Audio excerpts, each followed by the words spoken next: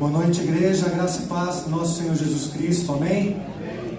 Glória a Deus. Quem está feliz aí, amém? Amém? Amém, glória a Deus. Uma chuvinha hoje, deu uma amenizada, né, na temperatura. Será que vamos dormir melhor essa noite? Louvado seja Deus. Tem sido dias aí bem quentes, né, irmãos? Vou convidar você a abrir a palavra do Senhor lá na Epístola de Paulo aos Filipenses.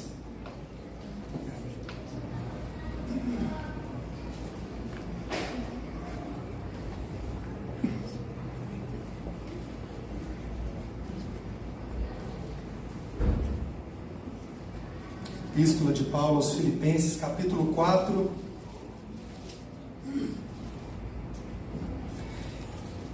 Eu vou convidar vocês a acompanharem comigo aí do verso 10 ao verso 13, né? Mesmo assentado, mas em reverência ao nosso Deus. Vamos fazer essa leitura? Acompanhe comigo. Alegrei-me sobremaneira no Senhor, porque agora, uma vez mais, renovastes ao meu favor o vosso cuidado, o qual também tinhais antes, mas vos faltava oportunidade. Digo isto não por causa da pobreza, porque aprendi a viver contente em toda e qualquer situação. Tanto sei estar humilhado, como também ser honrado. De tudo e em todas as circunstâncias já tenho experiência, tanto de fartura quanto de fome, assim de abundância como de escassez. Tudo posso naquele que me fortalece. Amém? Vamos repetir junto aqui? Tudo naquele que me fortalece. Aleluia. Glória ao nosso Deus. Feche os teus olhos por um instante. Pai, muito obrigado, Senhor, pela tua presença maravilhosa aqui neste lugar, Senhor, pela tua graça, pela tua misericórdia, Deus. Nós clamamos agora, Senhor, pela tua direção, Pai, do teu Espírito Santo nesse momento, Pai, nos guiando diante da tua palavra, Senhor, para que nós possamos aprender, Senhor, absorver tudo aquilo que o Senhor tem para a nossa vida essa noite. Abre o nosso coração, abre o nosso entendimento, Senhor. Nós viemos aqui agora, Pai, humildemente te pedir, Senhor, ensina-nos, Senhor. Ensina-nos para que nós alcancemos, Pai, um coração cada vez mais sábio, Senhor, mais maduro, Senhor, como igreja tua, Senhor. Muito obrigado por esse momento, em nome de Jesus nós te agradecemos. Amém? Amém. Glória a Deus. Glória ao nosso Deus por essa noite, pela palavra do Senhor aqui. Irmãos, fazendo uma pesquisa sobre contentamento e sobre dinheiro, eu encontrei no site da BBC uma pesquisa feita em 2018, em que eles reuniram 4.000 milionários do mundo inteiro. Então, nessa pesquisa, eles pegaram lá pessoas que tinham aí fortunas de 8 milhões de dólares, 20 milhões de dólares, algumas pessoas aí com mais de 30 milhões de dólares em patrimônio, para fazer uma pesquisa. E o objetivo, irmãos, dessa pesquisa era para saber o nível de satisfação e felicidade dessas pessoas milionárias. Vejam só. E a pergunta central, irmãos, era se essas pessoas já estavam felizes e satisfeitas com todo o dinheiro que elas tinham. Olha só que interessante. E pasme ou não, né? 1/4 dessas pessoas, irmãos, respondeu que estariam felizes e plenamente satisfeitos se elas tivessem 1000% a mais do que elas tinham. Olha só. Aí, outro quarto, né, desses entrevistados, eles foram um pouco mais modestos.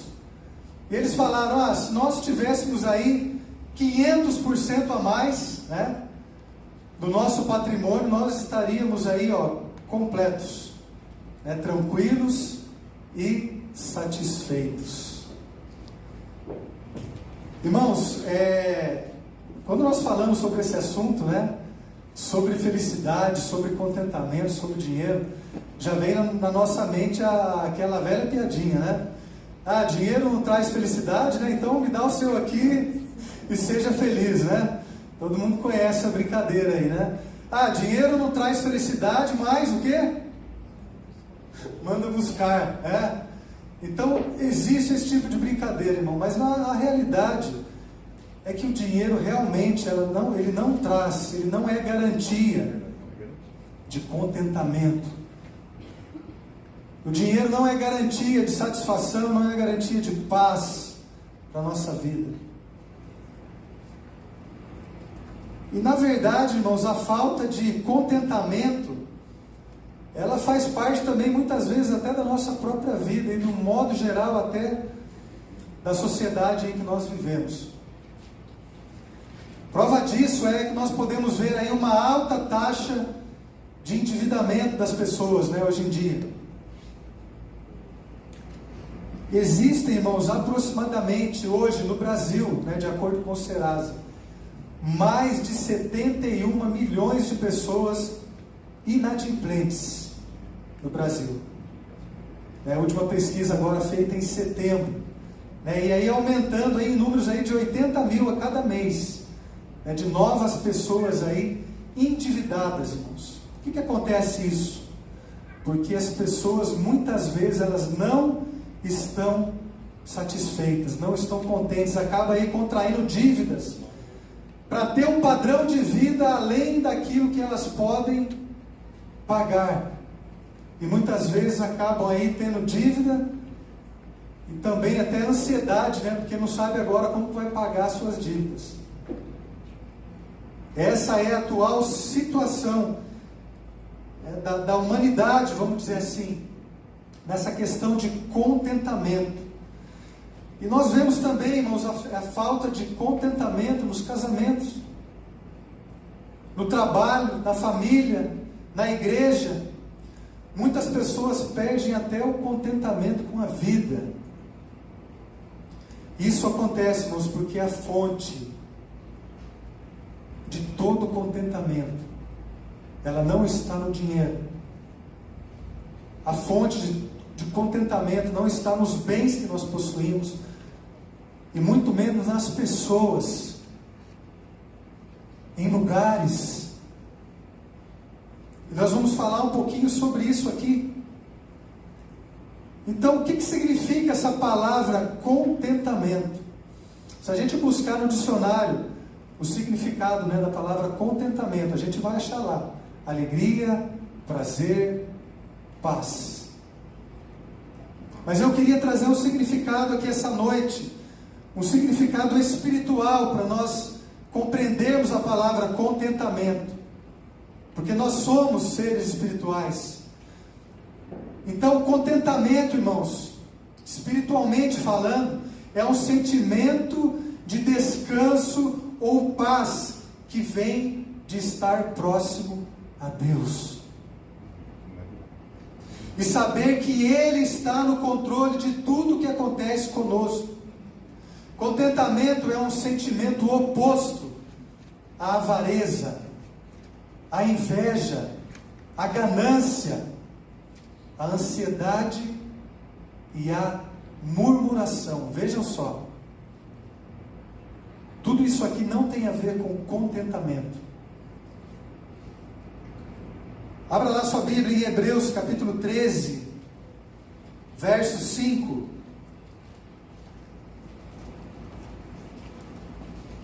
Nós não sabemos ao certo o escritor de Hebreus, mas provavelmente, né, tenha sido Paulo mesmo, né? E ele fala aqui em Hebreus capítulo 13, verso 5: seja a vossa vida sem avareza. Contentai-vos com as coisas que tendes, porque ele tem dito: de maneira alguma te deixarei, nunca, jamais te abandonarei. Aleluia. Que palavra, irmãos. Irmãos, o que Paulo vai nos ensinar nesse texto que nós lemos aqui agora sobre contentamento, para nós cristãos, o que é contentamento, ou pelo menos o que deveria ser contentamento para mim e para você. Contentamento, irmão, significa que Deus é bom agora. Deus é bom agora. Nesse exato momento da sua vida, Deus é bom. Então não importa a situação que você está passando, Deus é bom. Amanhã, Deus é bom. Ano que vem, Deus é bom. Daqui a 20 anos. Daqui a 20 anos? Deus é bom, irmãos. Deus é bom. O nosso contentamento em Deus, irmãos, deve ser maior que as circunstâncias que nos cercam. Então o propósito do apóstolo Paulo ao escrever essa carta aqui era incentivar a igreja a se alegrar. A gente voltar um pouquinho aí no capítulo 4, verso 4, Paulo diz assim: alegrai-vos sempre no Senhor. Outra vez digo, alegrai-vos. E ele mostra, irmãos, para a igreja ali, que mesmo preso, ele se alegrava no Senhor. Paulo tinha um coração grato. E é um ensino para nós hoje aqui também, que nós devemos nos alegrar em Deus, independente das circunstâncias. Amém? Vamos aqui para o texto, então. Eu dei o título dessa mensagem para o seguinte: aprendendo a viver contente. Aprendendo a viver contente. O verso 10, então, que nós acabamos de ler, diz assim: alegrei-me sobremaneira no Senhor, porque agora uma vez mais renovaste a meu favor o vosso cuidado, o qual também já tinhas antes, mas vos faltava oportunidade. Irmãos, fica claro aqui a gratidão que Paulo tinha por aqueles irmãos ali na igreja de Filipos, uma igreja em que Paulo tinha grande afeto, né? Afinal, ali nascera a primeira igreja do continente europeu. Em Atos 16 vai relatar isso, né? Paulo, através de uma visão que ele teve ali, ele foi levado, né, para essa cidade de Filipos, né, ali na Macedônia, hoje então a Grécia, né? Região onde ficava essa cidade. E ali ele vai encontrar então um grupo de oração, né, um grupo de mulheres, e ali ele conhece Lídia, talvez ali a primeira, né, cristã europeia, Lídia. Então, irmãos, ali nasce a igreja, né, na Europa, e Paulo tinha um grande amor por essa igreja de Filipos. Então a gente vê nesse início de texto aqui uma gratidão por aqueles irmãos terem se lembrado de Paulo naquele momento difícil, né? Paulo estava preso naquele momento ali, né? Ele estava ali encarcerado e também passando por necessidade. Então ele recebe uma oferta da igreja de Filipos. Então ele agradece ali, ele tem o coração grato ali. Mas, irmãos, o que me chama a atenção e o que eu quero destacar aqui agora é a expressão inicial de Paulo naquele momento de prisão, de sofrimento, irmãos. Ele começa ali: alegrei-me sobremaneira. Alegrei-me sobremaneira. O que significa essa palavra sobremaneira? Irmãos, aqui um advérbio, né, de uma alegria além de uma alegria normal, uma alegria excessiva, uma alegria maior, né? Grandemente alegre ele estava ali no Senhor. Irmãos, como nos alegrarmos em tempo de crise? Como manter esperança em meio à provação? Esse é o tema aqui. Paulo ali nos momentos mais difíceis da sua vida, né? Acorrentado, preso, muitas vezes ali açoitado. Como que ele encontra alegria nesse momento? A alegria que Paulo cita aqui, irmãos, é a alegria no cuidado de Deus. A alegria no cuidado de Deus. Ele mantém um coração grato. Ele mantém um coração alegre em Deus. Irmãos, a alegria que Paulo declara aqui não estava naquela situação. A alegria que Paulo diz aqui não estava naquele lugar físico de prisão. Ele não disse assim: alegrei-me sobremaneira nessa prisão. Não, ele fala: alegrei-me sobremaneira onde? No Senhor. No Senhor. A alegria de Paulo, irmãos, estava no Deus que provê todas as coisas, mesmo quando nós estamos num lugar de sofrimento. Por isso que a carta de Filipenses é considerada assim uma carta, a carta da alegria, da gratidão, né? Para mostrar para a igreja, para mostrar para nós aqui hoje, que a nossa alegria em Deus não depende das circunstâncias que nós passamos, não depende do lugar onde nós estamos. Quantos estão entendendo aqui, amém? Irmãos, analise comigo essa palavra situação. Situação. O que significa situação? A palavra situação, irmãos, significa um momento, um trecho, uma pequena parte da nossa vida. Então talvez você esteja passando por uma situação de perda, talvez você esteja passando por uma situação de sofrimento, uma situação de dívida, uma situação de enfermidade, talvez. Não importa, irmão, seja qual for a situação, a palavra para mim e para você essa noite: alegre-se sobremaneira no Senhor, pois Ele virá com providência, amém? Assim como Deus sempre estava provendo ali socorro para a vida de Paulo, para a vida dos apóstolos, para a nossa vida, o Senhor tem trazido provisão através da igreja, através da nossa família, através de irmãos queridos. Irmãos, a situação, o momento de sofrimento de Paulo naquele momento ali, a dor, a prisão, não tiraram a esperança de Paulo. E aí nós lembramos, das palavras do próprio Paulo em 2 Coríntios, capítulo 4, no verso 17, onde ele diz: porque a nossa leve e momentânea tribulação,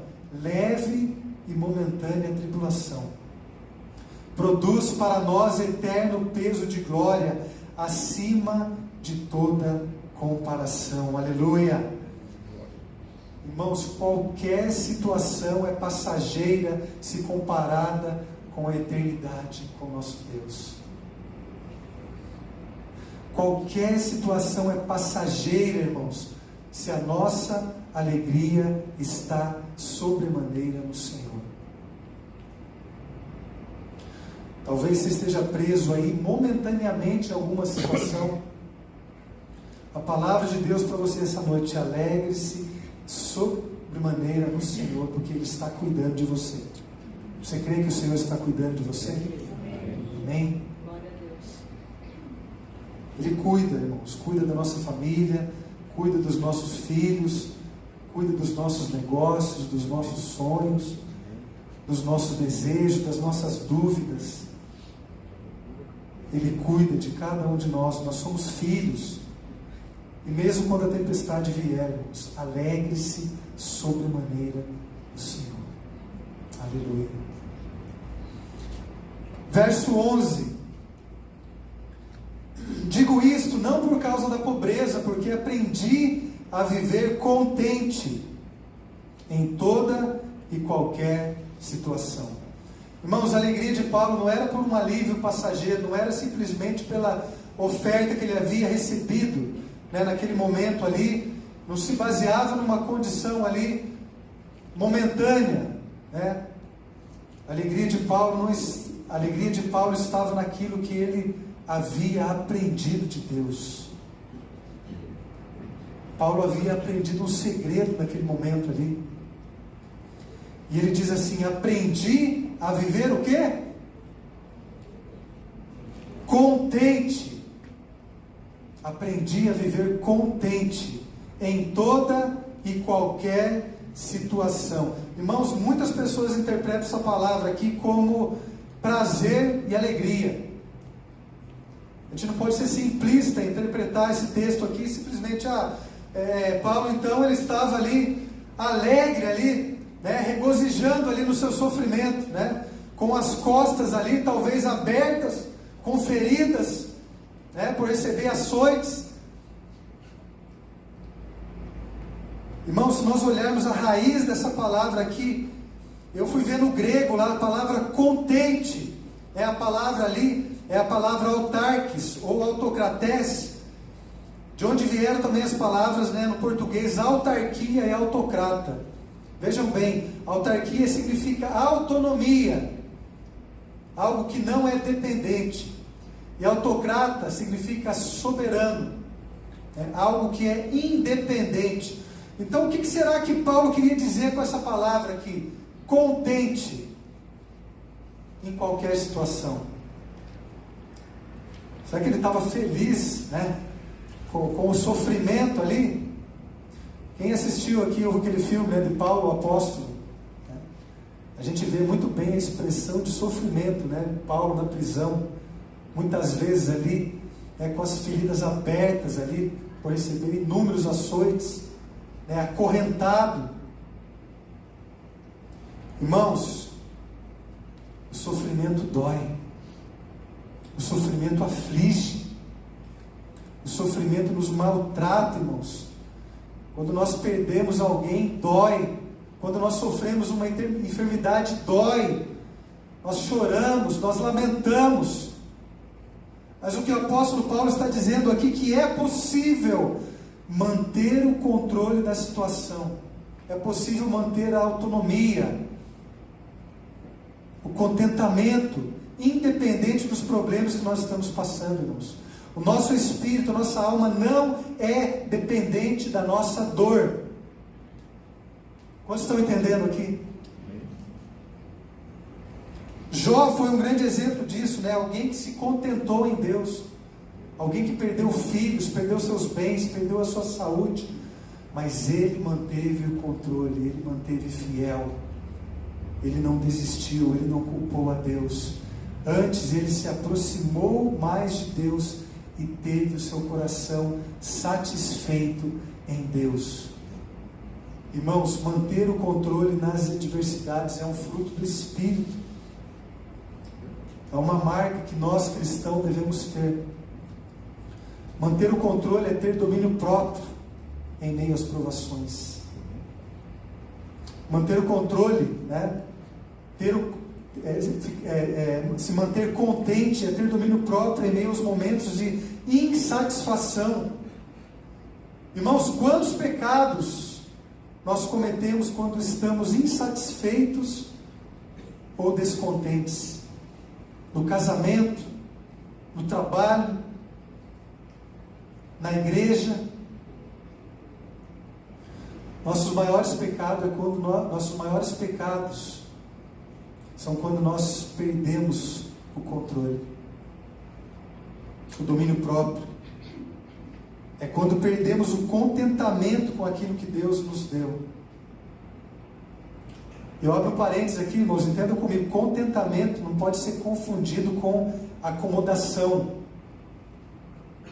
com passividade. Se existem problemas, né, no casamento, no trabalho, esses problemas precisam ser tratados diante de Deus. Se nós não estamos contentes, né, por algum problema, nós somos os primeiros responsáveis para iniciar aí um tratamento. Mas com certeza que o Senhor irá nos fortalecer, amém?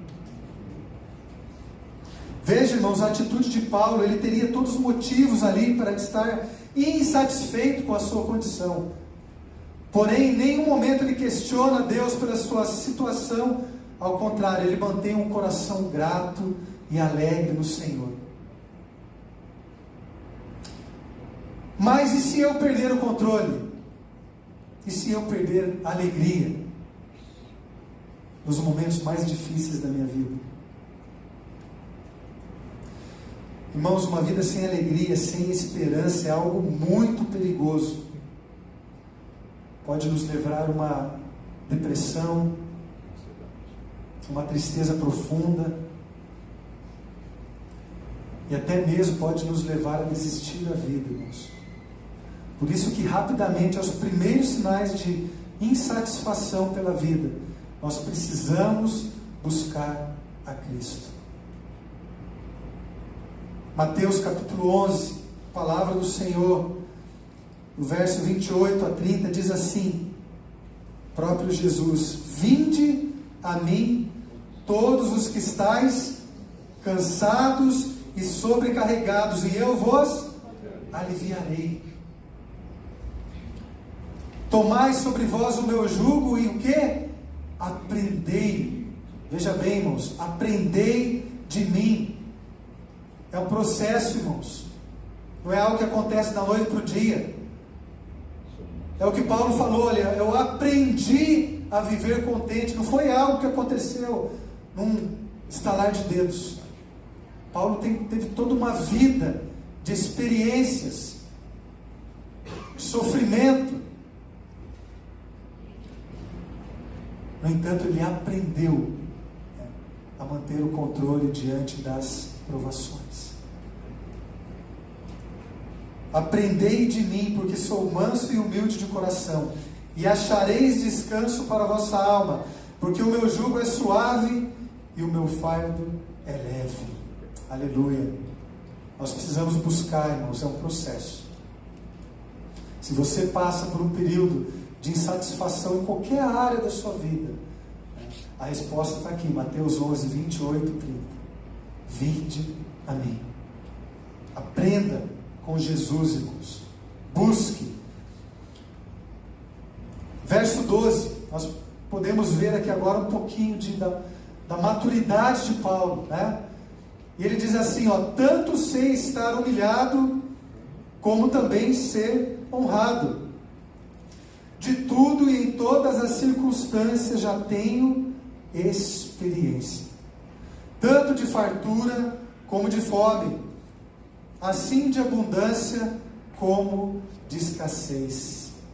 Irmãos, Paulo relata aqui a sua experiência de vida, alguém que já sofreu muito em sua jornada. 2 Coríntios capítulo 11, verso 24. Olha, é um pouquinho da descrição aqui do que Paulo já passou na sua vida, na sua jornada.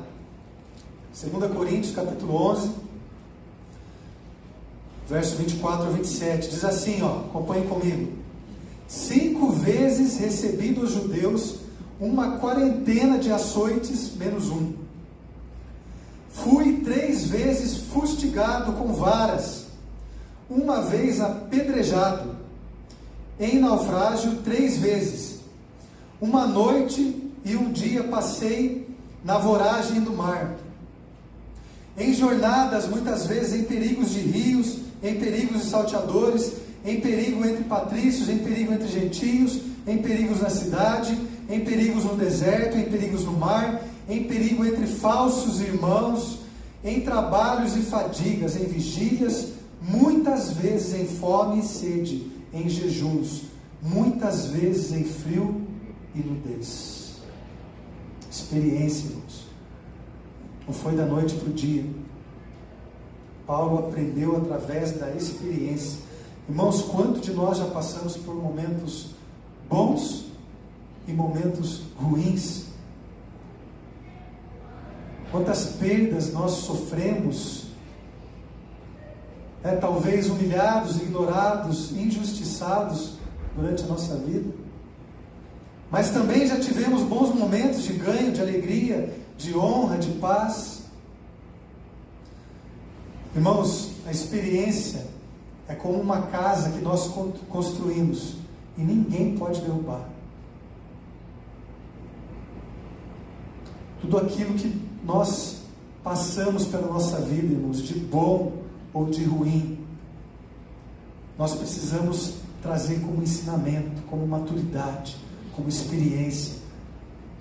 Tem que haver um aprendizado em toda a trajetória da nossa vida, tudo aquilo que nós passamos. E a partir de agora, vivemos de modo digno diante do Senhor. Assim como Paulo.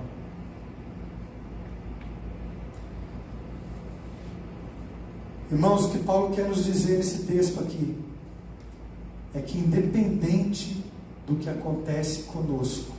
Nós podemos manter o controle, porque é Cristo que nos fortalece. A força vem dele, não vem de nós. Nossa alegria está em Cristo, nosso consolo está em Cristo, a nossa satisfação, o nosso contentamento está em Cristo, e nada mais. E por fim, o verso 13. O que diz o verso 13? Mais alto, igreja, todo mundo, vamos lá? Posso todas as coisas naquele que me Amém. Tudo posso naquele que me fortalece. Irmãos, eu tenho certeza que a maioria das pessoas já viu mais essa frase aqui nos caminhões e nos muros do que na Bíblia, né? Essa frase aí é famosa, né?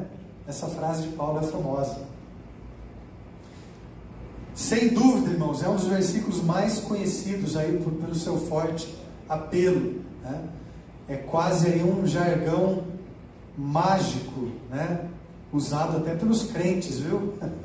Usado até pelos crentes. Irmãos, é uma frase alvo de muitas interpretações erradas, né? Os irmãos sabem disso, né? Já viram inúmeros estudos sobre isso, né? Então, é bom deixar claro mais uma vez aqui o que esse tudo posso não significa, né? O que esse tudo posso não significa. Então, eu separei aqui 3 coisas aqui básicas, né? Tudo posso não significa que eu posso ter tudo aquilo que eu quero. Tudo posso não significa que eu posso fazer tudo aquilo que eu quiser fazer. Tudo posso não significa ser aquilo que eu quero ser, né? E que Deus vai aprovar. Irmãos, tudo posso naquele que me fortalece traz aqui um ensinamento muito maior. Essa é uma declaração de fé. Veja bem, essa frase é uma declaração de fé que nos ensina que Jesus é a nossa força. Jesus é a fonte de poder. Então, se eu posso fazer alguma coisa, eu faço porque é Cristo que me fortalece. Eu achei interessante uma frase aqui de John Piper, que diz o seguinte: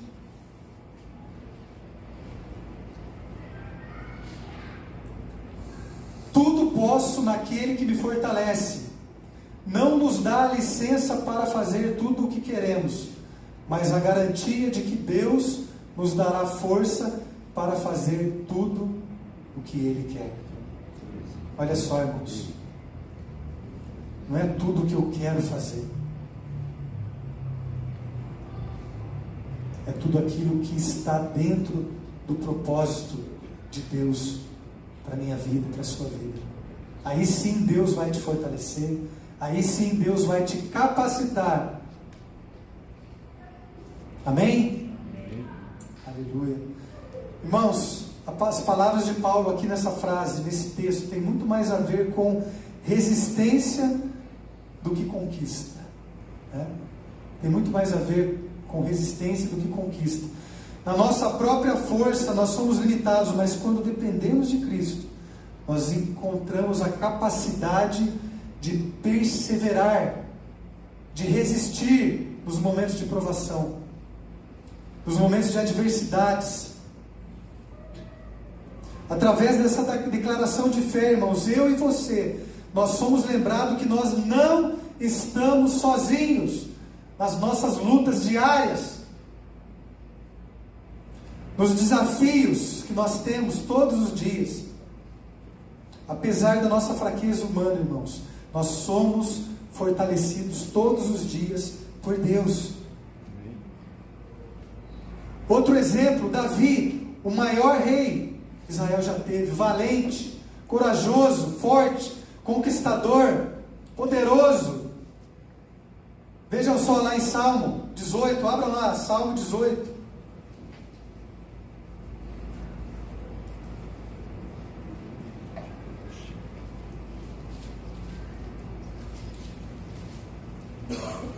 Salmo 18, verso 31.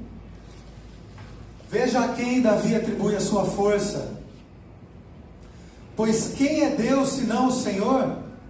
E quem é rochedo senão o nosso Deus? O Deus que me revestiu de força e aperfeiçoou o meu caminho. Ele deu a meus pés a ligeireza das corças e me firmou nas minhas alturas.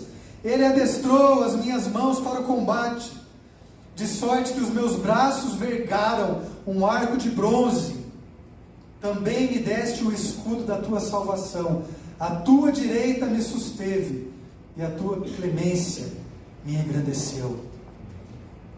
Olha só, irmãos, mais um personagem que atribuiu a sua força a Deus.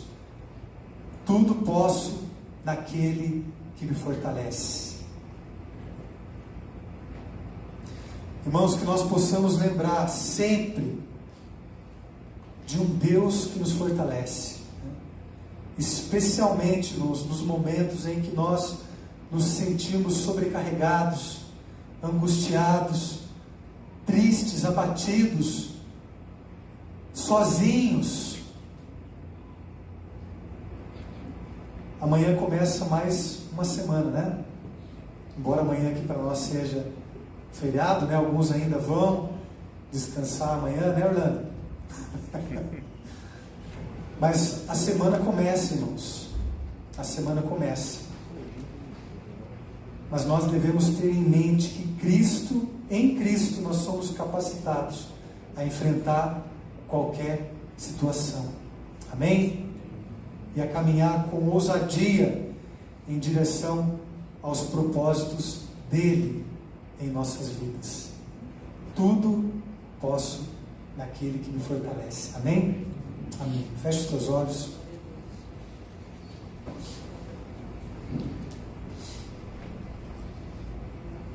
Pai, muito obrigado, Deus, pela tua palavra. Obrigado, Senhor, porque essa palavra, Deus, nos encoraja a colocar toda a nossa confiança, toda a nossa expectativa, Deus, todo o nosso contentamento em Ti, Senhor. Obrigado, Senhor, porque a Tua palavra ela não volta vazia, Senhor, e nós cremos, Pai, que ela dará fruto em nossas vidas, Pai. Nos ajuda a lembrar dessa palavra, Deus, nos momentos de tristeza, nos momentos de aflição, Pai, nos momentos onde a nossa fé se enfraquece, Deus, nos ajuda, Senhor, nos encoraja, Senhor, nos dá alegria, Pai, que Paulo teve em Ti, Senhor, uma alegria sobremaneira, Senhor, independente, Senhor, das circunstâncias, Senhor, independente, Senhor, da nossa carne, Deus, que tenta nos derrubar, Senhor, que tenta nos entristecer, Senhor, tenta, Senhor, enfraquecer a nossa fé, Senhor, nos ajuda, Senhor, a caminhar, a ter uma vida alegre, contente na Tua presença, Senhor.